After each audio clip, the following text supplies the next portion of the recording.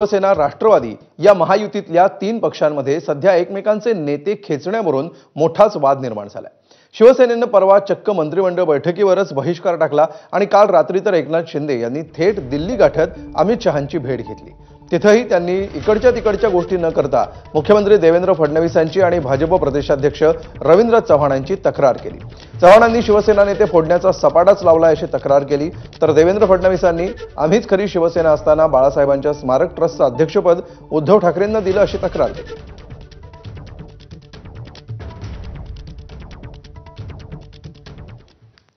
तर अमित शहांच्या दिल्लीमध्ये भेटीनंतर एकनाथ शिंदेंनी काय प्रतिक्रिया दिली आहे पाहूया।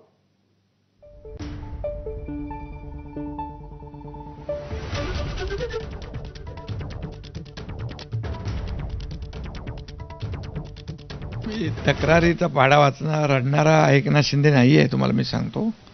रडणारा नाही, लढणार आहे आणि ते आपण पाहिलं वेळोवेळी। त्यामुळे या छोट्या मोठ्या तक्रारी राष्ट्रीय पातळीवर आम्ही आणत नसतो। ज्या नगरपालिका किंवा स्थानिक स्वराज्य संस्थांचे जे प्रश्न आहेत हे इथे राष्ट्रीय स्तरावर आणण्याचा काही विषयच नसतो।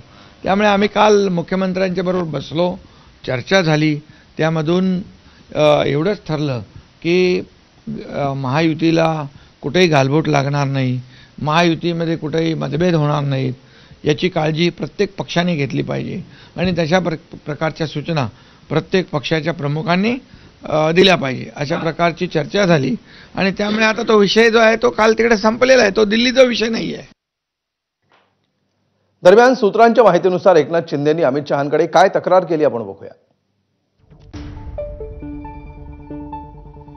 कल्याण डोंबिवलीतील ऑपरेशन लोटसवरून अमित शहांसमोर त्यांनी नाराजी व्यक्त केली। रवींद्र चव्हाण भाजपचे प्रदेशाध्यक्ष मात्र शिवसेनेचे नगरसेवक फोडतात। मोठी रक्कम देऊन रवींद्र चव्हाण नगरसेवक फोडतात। शिवसेनेचं नुकसान करण्यासाठी कल्याणमध्ये रवींद्र चव्हाण सक्रिय आहे। भाजप प्रदेशाध्यक्षांनी महायुतीला सोबत घेऊन पुढे गेलं पाहिजे।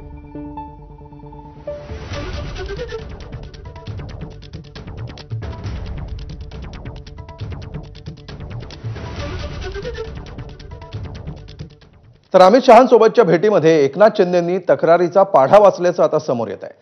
शिवसेना प्रमुख बाळासाहेब ठाकरे राष्ट्रीय